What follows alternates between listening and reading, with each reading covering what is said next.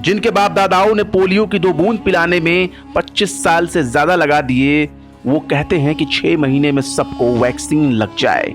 जिनके बाप दादा ने मात्र 19 करोड़ बच्चों को पोलियो की 2 बूंद पिलाने में 25 साल लगा दिए, उनके वंशज कहते हैं कि 6 महीने में 140 करोड़ को वैक्सीन लग जाए। एनडीटीवी इंडिया के वरिष्ठ पत्रकार रवीश कुमार ने अपने फेसबुक पेज के जरिए एक बार फिर पीएम मोदी और उनके भाषणों पर निशाना साधा है और बताया है कि किस प्रकार से प्रधानमंत्री के भाषण और संबोधनों में सोशल मीडिया पर वायरल किए जा रहे मैसेज की झलक दिखाई दे रही है। रवीश कुमार लिखते हैं कि व्हाट्सएप यूनिवर्सिटी के सिलेबस से निकला प्रधानमंत्री का राष्ट्र के नाम संदेश। आपकी नजरों से भी इस तरह की प्रोपेगेंडा सामग्री गुजरी होगी। इसका उदय पहली बार किस वेबसाइट से हुआ और कब हुआ, मेरे लिए बताना मुश्किल है। फिर भी जानना चाहूंगा। मोदी और योगी के समर्थकों के फेसबुक पेज और नाना प्रकार के हिंदुत्व फेसबुक पेज से इसी प्रकार का तर्क फैलाया गया है।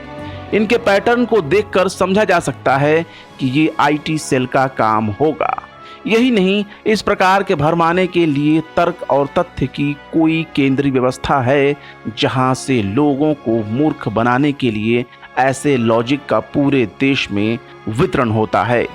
बिना केंद्रीय व्यवस्था के समान रूप से गढ़े गए तर्क थोड़े बहुत फेर बदल करके हर जगह नहीं दिखाई देंगे।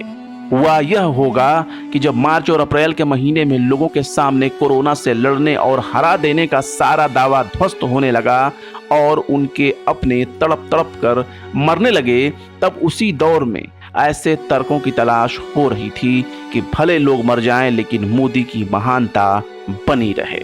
पहले की तरह झूठ की बुनियाद पर खड़ी रहे। कोशिश थी उस झूठ की बुनियाद को बचाने की, इसलिए पोलियो अभियान से जोड़ने का झूठ गढ़ा गया। ऐसा लगता है कि झूठ फैलाने की कोई अदृश्य केंद्रीय व्यवस्था है जिसमें ऐसे तर्क गढ़ने के लिए काफी प्रभावशाली लोग रखे गए हैं। आप देखेंगे कि ऐसे दलील यूं ही हवा में नहीं बनाए जाते। इसका एक मनोविज्ञान होता है। मूर्ख बनाने का भाव विज्ञान आए, इसका गुण डाला जाता है। इन तर्कों के 2 काम होते हैं। पहले लगातार विवेक को खत्म करना और खत्म हो चुके विवेक को पनपने न देना। इस बार शुरुआत आबादी के तर्क से हुई। लोगों के मरने के बीच ये तर्क चलने लगा कि अस्पताल तो थे ही, लेकिन आबादी इतनी अधिक है कि कोई भी सरकार इतने मरीजों को भर्ती नहीं कर सकती, चाहे कितना ही अस्पताल बना ले। लेकिन जल्दी ही ये तर्क भस्म हो गया। अस्पताल का काम पड़ना और अस्पताल का ना होना दोनों 2 अलग अलग चीजें हैं। दवा और सिलेंडर तक नहीं था, फिर भी आबादी वाला तर्क दाएं बाएं से आता जाता रहा। इन दिनों जब भी सरकार असफलता के चरम पर होती है, आबादी वाला तर्क झूठ की बुनियाद का खाद बन जाता है। ऐसा हमेशा नहीं था। 2014 के साल में नरेंद्र मोदी इसी आबादी को एक ताकत के रूप में पेश करते थे और गुण गाते थे। जब सारे हवाई दावे जमीन पर गिरने लगे तो आबादी का तर्क पलट दिया गया। आपको अनेक भाषण सुना सकता हूं जिसमें वे भारत की युवा आबादी का गुण गा रहे हैं।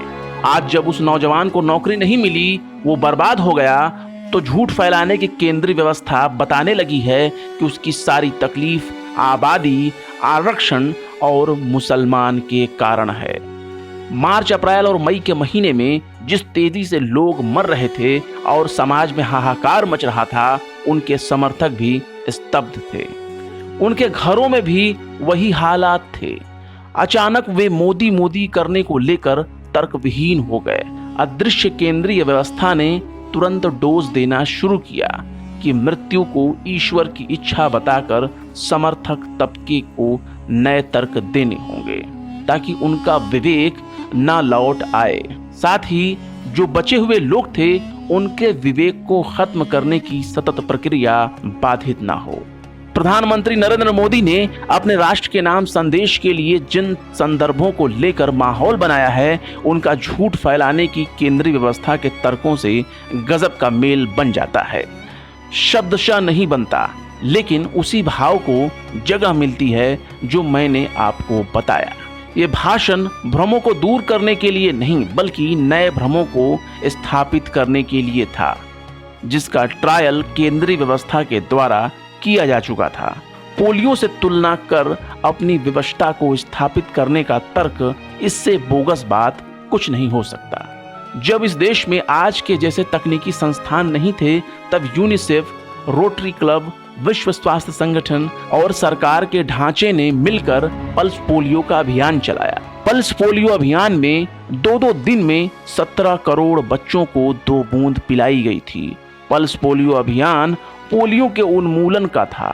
इसके तहत सफलता 90 या 99% नहीं मानी जाती, टारगेट 100% होने पर ही मानी जाती थी।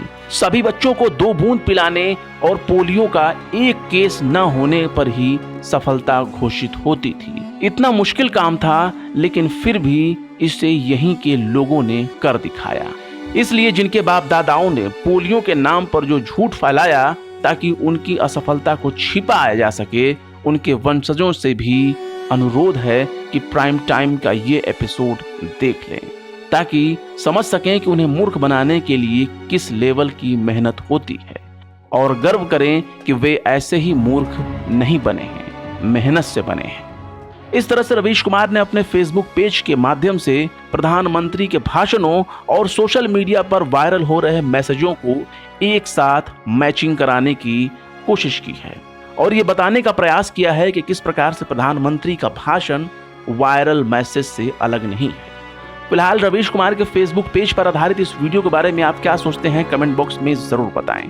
वीडियो पसंद आए तो लाइक करें, शेयर करें और बेबाक, निष्पक्ष, स्वतंत्र पत्रकारिता को सपोर्ट करने के लिए आप हमारे यूट्यूब चैनल टाइम्स मेल को जरूर से जरूर सब्सक्राइब करें।